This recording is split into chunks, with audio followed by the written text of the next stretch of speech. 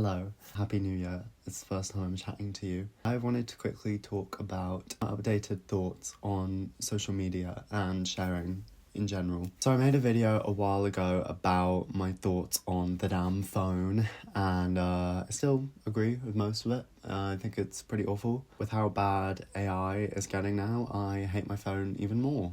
So that's fun. I'm going to talk about that, I think, in another video, but I want to kind of get all my facts right and do more research on that so that I can really yell at you guys about it. But today, we're just going to talk quickly about Instagram and social media. So honestly, for maybe over a year now, I've really been trying to quit Instagram. It's kicking my ass, to be honest. It really is an addiction. One that I very much hate because I really do hate using that app. But the last 3 or so months, I've been a lot better at staying off it. I had one really good month in September where I just wasn't on it basically at all.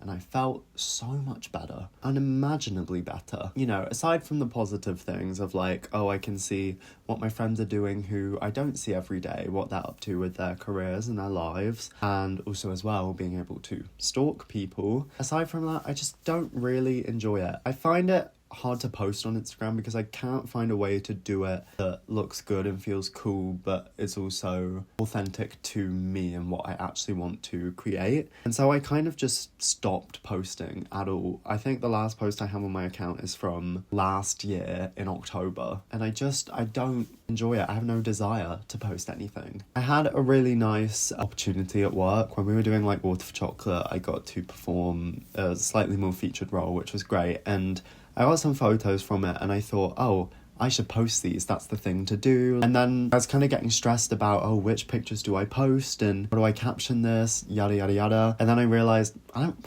have to post anything. Obviously, I'm grateful for that experience and I'm happy about it. Ultimately, maybe it's better for me to just sort of hold that and revel in that experience internally. Just let it sit with me because it doesn't have to be broadcasted to the world. And then eventually I began to practice this more and more. The idea of not sharing, of not posting about things, holding back those kind of random thoughts or those aesthetic Instagram stories, just trying to like really not do any of it. And I think it's been really good for me. It's interesting at the start of this, and I kind of still have it a bit now, but less so, of noticing how often I get this urge or reflex to post something, like on my Snapchat stories, post a thought that I've had. And as soon as I realised how often I was reaching to do that, I realised this isn't good to constantly want to share everything on online space. I think obviously when you're just saying something out loud or sharing it with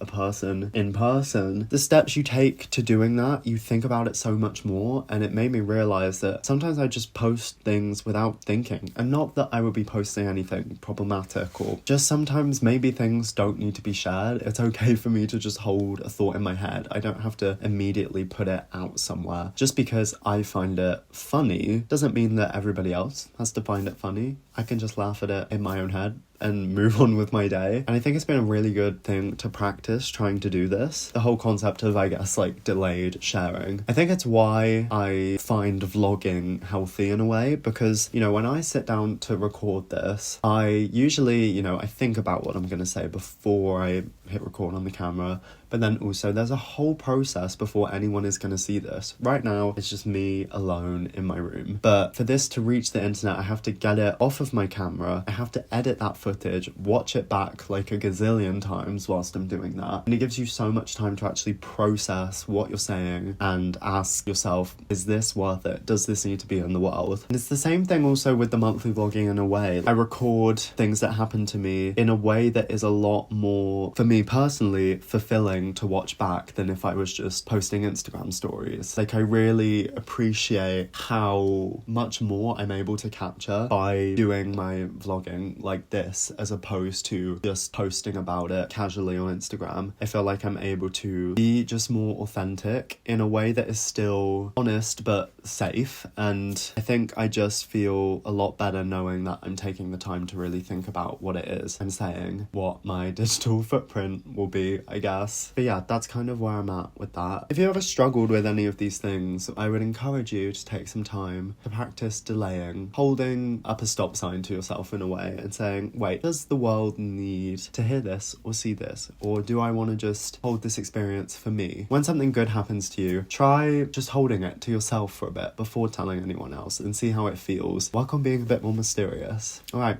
that's all I have to say on that. Thank you for watching, and I will see you next week. Goodbye. I'm turning the mic off now.